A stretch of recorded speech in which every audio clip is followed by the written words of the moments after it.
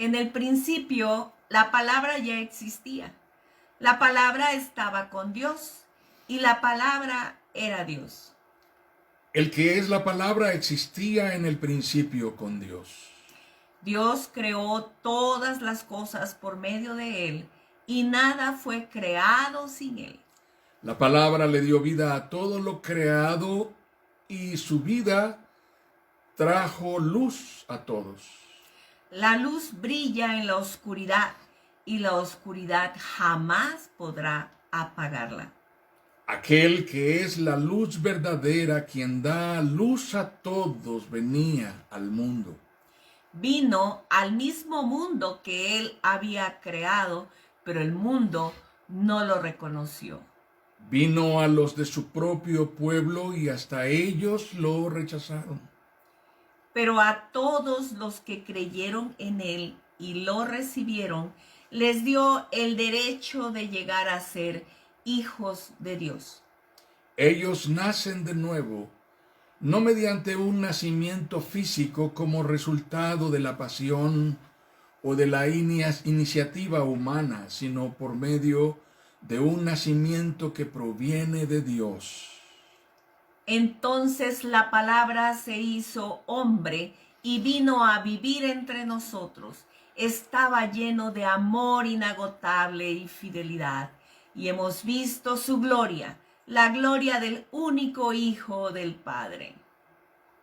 De su abundancia, todos hemos recibido una bendición inmerecida tras otra. Pues la ley fue dada por medio de Moisés, pero el amor inagotable de Dios y su fidelidad vinieron por medio de Jesucristo. Nadie ha visto jamás a Dios, pero el único que es Dios está íntimamente ligado al Padre. Él nos ha revelado a Dios. Juan 1, del 1 al 5, 9 al 14, 16 al 18 en la Nueva Traducción Viviente. Amén. Amén. Bendito sea Dios. Qué preciosa es la palabra de Dios, qué belleza hay en la revelación. La palabra de Dios que nos lleva a reconocer no solamente que Dios nos ha hablado, sino que nos ha hablado de una manera tan especial, de una manera tan clara, tan categórica, tan cercana, tan íntima, casi de una manera tan personal. Dice la porción que hemos leído: entonces la palabra se hizo hombre y vino a vivir entre nosotros. Entonces la palabra se hizo hombre y vino a vivir entre nosotros. ¿Cómo podemos entender esto? ¿Qué es lo que nos está diciendo la palabra de Dios? Estaba lleno de amor inagotable y fidelidad y hemos visto su gloria, la gloria del único Hijo del Padre. Qué revelación tan tremenda de Dios en su palabra. La profecía de Isaías dice: por eso el Señor mismo les dará una señal. La joven concebirá y dará a luz un hijo y lo llamará Emmanuel. Y en todas las versiones de la Biblia en nuestro tiempo, ahora dice Emmanuel significa Dios con nosotros. Cuando leemos el apóstol Pablo, particularmente en la primera epístola a los Corintios, nos encontramos con una descripción abreviada que el apóstol Pablo hace de las dos cosmovisiones dominantes que definían a la deidad en tiempos de Jesús, en tiempos del apóstol Pablo. La primera es la cosmovisión hebrea, una cosmovisión dominante. Se trata del Dios expresado en la religiosidad popular, la religión de los hebreos, un Dios cautivo en el templo, un Dios destinado a una forma de relación utilitaria en la que el hombre hacía cosas, Una religión centrada en las cosas que el hombre hacía para Dios, muchas cosas para satisfacer a su deidad, mientras que la deidad parecía gratificarse y recompensar con beneficios a aquellos que le habían ofrecido cosas. Esta era una forma de religiosidad cargada de ritualismo y ceremonia, tapizada de legalismo y de una custodiada y muy celosa vigilada forma de inspección, de moralidad.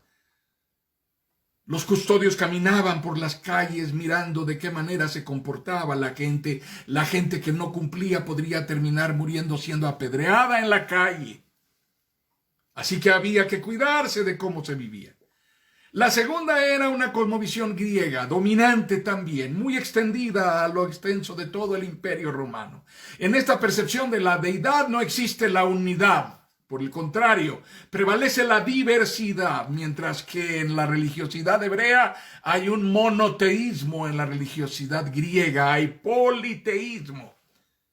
Mientras que en la religiosidad hebrea se cree en un solo Dios único, soberano, glorioso, majestuoso, creador absoluto, en la religiosidad griega se cree en una pluralidad de dioses. Se hace necesaria esta pluralidad. Impera la identidad de dioses estrechamente asociados con las emociones y los estados de ánimo propios de los hombres que los han creado en los mitos que los hombres han establecido. No hay carácter moral en Dios, mientras que en la religiosidad hebrea el Dios hebreo es un Dios moral. Las deidades griegas no son morales. Por el contrario, son admirados y son adorados por sus pasiones, por sus apetitos, por sus pleitos, por su vileza que asemejan a los fieles devotos que los acompañan y los veneran. Esta forma de dioses múltiples, organizados en una especie de jerarquía y subordinación entre ellos, a la vez que movidos por los vínculos familiares y filiales que entre ellos establecen. Son además dioses remotos y distantes, dioses frívolos, dioses que viven en el privilegio de una montaña que es el sitio de las deidades. Pero cuando leemos el Evangelio de Juan, cuando leemos esta revelación del capítulo 1, nos encontramos con Dios habitando entre los hombres, el Dios que ha venido al mundo. El Verbo fue hecho carne, habitó entre nosotros y vimos su gloria, la gloria como del unigénito del Padre, lleno de amor desbordante, del amor inmerecido, lo que se llama gracia, y de verdad. Un Dios que quiere ayudarnos a reconocer nuestro contexto, nuestra realidad, nuestra condición. Eso es la verdad.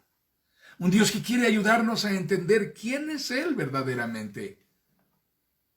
Leyendo el Evangelio de Juan, nos encontramos a un Dios que camina entre los hombres. El Dios que viene a visitarnos es un Dios que va a una boda y convierte el agua en vino. Se sienta a platicar con una mujer en un pozo cuando no hay nadie alrededor y se muestra honesto, se muestra respetuoso, le da un trato digno. Es el Dios que habla con un hombre que está intrigado y que quiere conocerlo personalmente y lo busca ocultamente en la noche. Un hombre famoso, reconocido, un principal entre los judíos. Este es Jesús. El Dios que está allí desde antes de la creación portentosa, desde antes de la acción gloriosa de hacerlo todo. Ahora, cuando todo sucede por su acción portentosa, que le da propósito a todo cuanto existe, ahora ese Dios que le da razón y causa al mundo, al universo, ese Dios está aquí. Ese Dios sin el cual nada sucede, nada existe. Ahora está aquí. Eso significa Emmanuel. Me felicito y felicito a la iglesia que pastoreo porque se llama Emmanuel. Y su solo nombre es un testimonio. Respeto mucho a las iglesias que ponen el nombre que quieran ponerle, pero este nombre es tan revelador, tan testificante de lo que la iglesia tiene que decir al mundo. Dios con nosotros. Esto confronta radicalmente a ambas cosmovisiones dominantes de la deidad, tanto la hebrea como la griega. ¿Qué significa hoy en nuestro tiempo el nombre de Emmanuel? Para los hebreos, Dios era algo inaccesible. Tenían miedo de entrar a la presencia de Dios porque pensaban que podrían morir y ser destruidos por allegarse al lugar santísimo. Para los griegos, las deidades eran el pan nuestro de cada día, de sus promiscuidades y de su liviandad y su inmoralidad y sus bajas pasiones. Todo cabía en su religiosidad. En un mundo y en una realidad como la que vivimos nosotros hoy, 2020, el año de todas nuestras tragedias y de nuestras adversidades más inesperadas y sorprendentes. El año de todos los muertos y de todos los contagiados y de todos los aterrorizados. ¿Quién cree en algo como esto? Que Dios pueda venir y fracturar, romper la historia para hacer por el hombre algo verdaderamente radical y determinante que transforme de una vez y para siempre la circunstancia trágica que nos separa de Dios. ¿Realmente quién cree esto? No hemos sido capaces de comunicar certidumbre y esperanza a la siguiente generación. En la realidad circundante no hay hallazgos de conciencia real en el hombre de su necesidad de ser salvado, de ser rescatado, de ser redimido. Tampoco hay evidencia de que esto se deba a un notable estado de mejoría, de prosperidad, de avance, de superación que haya convertido al ser humano en una criatura más allá de toda aflicción y adversidad. La realidad es altamente reveladora, hermanos amados. Altamente reveladora de la manera en que acontece la terrible paradoja de nuestra tragedia humana. La tragedia humana no comenzó en este 2020, ni siquiera en noviembre o en octubre de 2019, cuando comenzaban los primeros hallazgos de algo que nos amenazaba a todos con el impacto de una cosa global, espantosa, terrible, aterrorizante. La tragedia humana comienza en el Edén, en donde el hombre le da la espalda a Dios y de donde es arrojado para vivir en la esclavitud de su condición caída y rota, rasgada de la presencia del Creador. El hombre desde entonces no es bienvenido en el sitio de privilegio en donde antes estuvo. Ángeles, una espada de fuego refulgente, colocados en el acceso del Edén para resguardar la entrada del jardín, el sitio del privilegio de la creación original, para que el hombre no vuelva allí. Hoy lo que sucede es que el mundo no solo no ha respondido al llamado de Dios, al arrepentimiento, a la conversión radical. No hemos sido capaces de advertir la gravedad trágica y fatal de nuestra condición caída. No solo no estamos enterados consciente y racionalmente de la gravedad del pecado y de sus consecuencias, que son las consecuencias de vivir enemistado con Dios. Ahora caminando cada vez trechos más alejados del Creador. El hombre ha determinado de múltiples formas, de diferentes maneras, en la cultura, en la educación, en las estructuras de poder, en los sistemas virtuales, en los esquemas legislativos y jurídicos, en los patrones de comportamiento socialmente aceptados. El hombre ha determinado marcar a Dios, etiquetarlo y ponerle algo que lo identifique y lo señale a el Dios creador y sustentador de todo cuanto existe, como alguien indeseable, alguien no bienvenido. Le hemos dejado saber a Dios de todas las maneras posibles que no nos interesa tratar con Él, comunicarnos con Él, relacionarnos con Él y ni siquiera coincidir con Él en nada. Nada peor nos podría pasar que en medio del más divertido reventón nos encontráramos a Dios sentado mientras nosotros estamos babeándonos de borrachos y drogados. No queremos encontrarnos con Dios en nuestros trayectos, ni queremos vernos forzados a dialogar o a hablar con Él, de manera que eso signifique alguna forma de intimidad, que nos muestre tal y como somos en realidad, que nos avergüence de alguna manera. Entiendo que en este punto muchos estarían contra mí diciendo, eso no es cierto. Hemos puesto a Dios en primer lugar. Lo dicen nuestras catedrales y nuestros altares.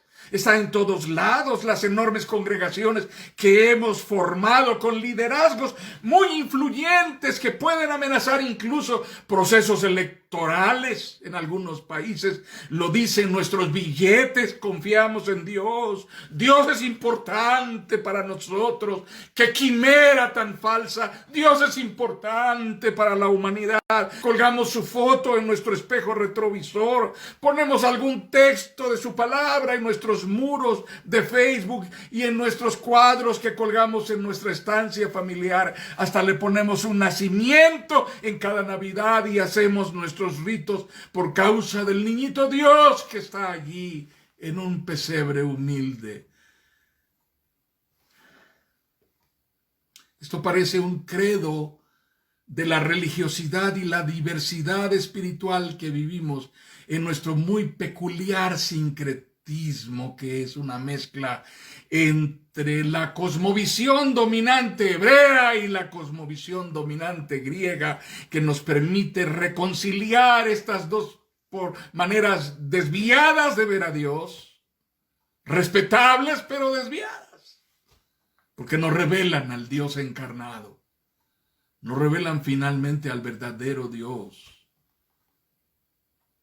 Ese muy peculiar sincretismo nuestro que mezcla de todo, de chile, de dulce, de manteca. Para quienes nos están viendo en otros lados, déjenme decirles que en México esa es una frase común que se utiliza para describir lo que hay adentro de una olla de tamales. Los tamales son una deliciosa forma de guisado mexicano, preparados envueltos en hoja de maíz o en hoja de plátano. Y se ponen en una olla a hervir, están hechos con masa de maíz habitualmente. Y dentro de la olla deben de ir casi siempre organizados para poder identificar dónde están unos y dónde están otros. Así que hay tamales de chile, tamales de dulce, tamales de manteca. Esa era la expresión de las abuelas, de chile, de dulce y de manteca. Ahí cabe lo que se nos ocurra. Desde el pietismo hasta el fariseísmo, desde el evangelio politizado hasta la enajenación espiritualizante, desde la mundanalidad mimetizada, cantando y bailando reggaetón en la iglesia, hasta la espiritualidad expresada en ritualismo acartonado y rígido, nuestro estilo de vida y nuestra manera de determinar nuestros derroteros y priorizar nuestras jerarquías son la mayor y más contundente revelación de qué tan poca importancia tiene Dios para nosotros.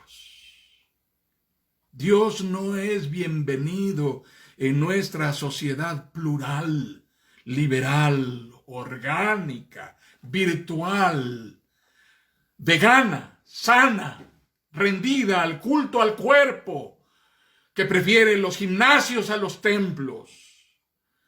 En este culto idolátrico de los derechos absolutos e ilimitados de un hombre revestido de arrogancia, autosuficiencia y autogratificación. No queremos a Dios gobernándonos. No queremos a Dios metido en nuestros asuntos oscuros, marcados por violencia, criminalidad, perversidad, inequidad, injusticia, malicia e impunidad. Muerte y hedor de cáncer, de lepra, de herida ponzoñosa que supura. Dios no es importante para el hombre. El hombre ignora a Dios y se lo deja saber cada vez que tiene la oportunidad de tomar decisiones y determinar el rumbo de su vida. Lo hacemos cuando crecemos y buscamos librarnos de Él en las primeras de cambio. Lo hacemos cuando vivimos tras la casa de nuestras metas distantes de Dios, entre las cuales Dios no figura. Lo hacemos cuando determinamos cuáles de nuestras relaciones son preferentes y Dios no está en ellas. ¿Qué vínculos nos interesan y Dios no está en ellos? Elegimos personas con las cuales nos relacionaremos en la vida que terminarán haciéndonos desdichados y a las que arruinaremos de alguna manera, porque vivir sin Dios es una forma de condenación que está en nuestro ADN. Así que ahora, por favor, detengámonos y reconsideremos el significado de este nombre. Reconsideremos el significado de este nombre.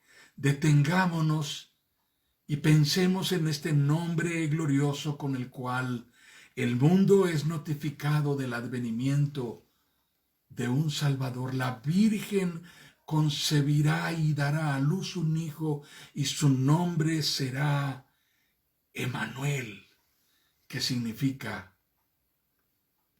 Dios con nosotros. Dios ha determinado venir. Dios ha determinado venir señaladamente. Dios ha determinado venir marcadamente. Dios ha determinado venir a pesar de todo. Ha decidido establecerse entre nosotros. Ha encarnado nuestra condición. Ha vivido nuestra tragedia. Dios ha venido en su Hijo Jesucristo a tomar el lugar del hombre miserable, del hombre condenado, del hombre maldito, del hombre inmundo, caído, rasgado de la presencia de Dios.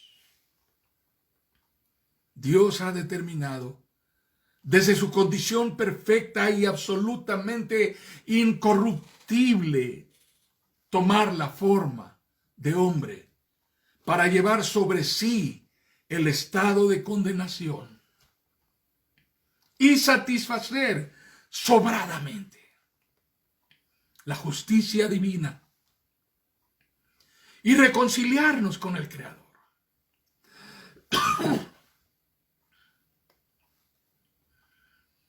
No, en ninguna manera somos nosotros, los humanos, los hombres, los que buscamos a Dios.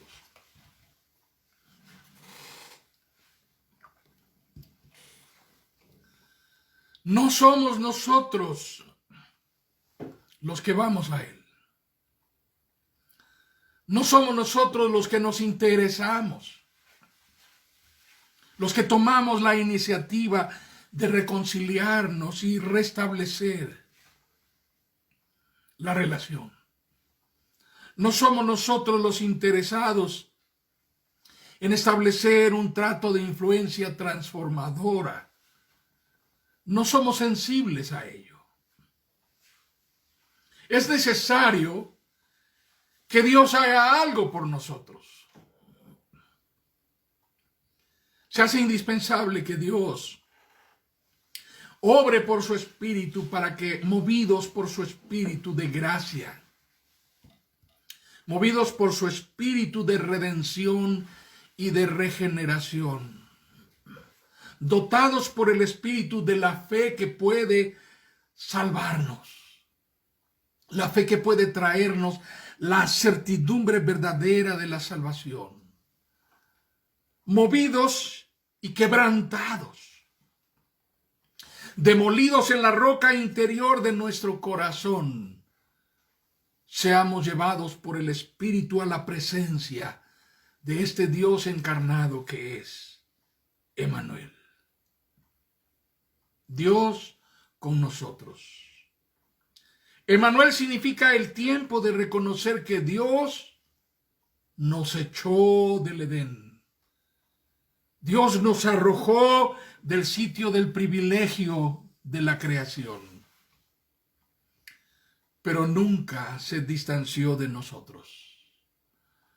Nos arrojó de su presencia, pero nunca se desentendió de nuestra tragedia. Dios ha enviado a Jesucristo, su Hijo, a testificar de su propósito glorioso de redención. Él quiere restaurar lo roto, reconciliar lo enemistado, reunir lo separado. Amados hermanos, la salvación significa volver al trato de privilegio y bendición para el cual fuimos creados desde el principio por Dios. Eso es lo que significa Emmanuel, Dios con nosotros. Ese es el verdadero y más categórico, el más radical significado del nombre de Jesucristo. Cuando se trata de ir al mundo con un mensaje que pueda traer paz y aliento, cuando se trata de ir al mundo y testificar de algo que pueda traer esperanza, tenemos que hablar de Jesucristo. Tenemos que hablar con un mundo que vive en una realidad aterrorizante. Y tenemos que hablar de Emmanuel, Dios con nosotros. Dios está aquí en medio de nosotros y trae esperanza en medio de una humanidad abatida. La humanidad tiende a localizar, a ubicar y radicar, a establecer lo que anhela, lo que prefiere, lo que desea desesperadamente como la fuente de su esperanza. Pero no es eso nuestra esperanza. No hay nada que puedan comunicarnos nuestra posición, nuestro estatus, nuestros bienes, nuestros logros, nuestras relaciones. Aún las personas, cónyuge, hijos, familia, cuanto tengamos a nuestro derredor que nos pueda dar suficiente certidumbre en la vida. No hay nada fuera de Dios. Porque cuando llegue el momento de concluir nuestra peregrinación sobre la tierra, lo único que nos quedará es eso. El trato que Dios nos ofrece y la posibilidad con certidumbre de una promesa de redención. Así que nuestra esperanza no está en el mundo, no radica aquí, no tenemos nada que anhelar o codiciar, nada por lo cual vivir con absoluta rendición y entrega. Nada nos pertenece. Nada va a llenar nuestra vida, nada nos va a gratificar, porque nada de esto podremos llevarnos. Nada absolutamente será seguro y permanente e inamovible. Nuestra única y más auténtica esperanza de la salvación está en Cristo, Emmanuel, Dios con nosotros. En Él reside y radica en exactamente el acto glorioso, portentoso, maravilloso de la encarnación de Jesús, venido en absoluta plenitud de la humanidad. Es Dios hecho hombre, y en la manifestación plena, climática de su gloria y de su majestad, Dios visible, encarnado, a quien el Padre constituyó en la suprema revelación, la última palabra de Dios al hombre. Dios que de muchas maneras, muchas veces, habló a nuestros antepasados en otras épocas por medio de los profetas en estos días finales, nos ha hablado por medio de su Hijo. A este lo designó heredero de todo y por medio de él hizo el universo. El Hijo es el resplandor de la gloria de Dios, la fiel imagen de lo que Él es y el que sostiene todas las cosas con su palabra poderosa después de llevar a cabo la purificación de los pecados. Se sentó a la derecha de la majestad en las alturas. Dios con nosotros. Entonces la palabra se hizo hombre y vino a vivir entre nosotros. Estaba lleno de amor inagotable y fidelidad. Hemos visto su gloria, la gloria del único Hijo del Padre. Emmanuel es Dios con nosotros. Es tiempo de volver a Dios. Es tiempo de ir a Jesucristo y confesarle como Señor y Salvador. Es tiempo de reconciliarnos con Dios. Es tiempo de abandonar nuestra vida centrada en nosotros mismos y centrar nuestra vida en Él, para que seamos salvos por gracia.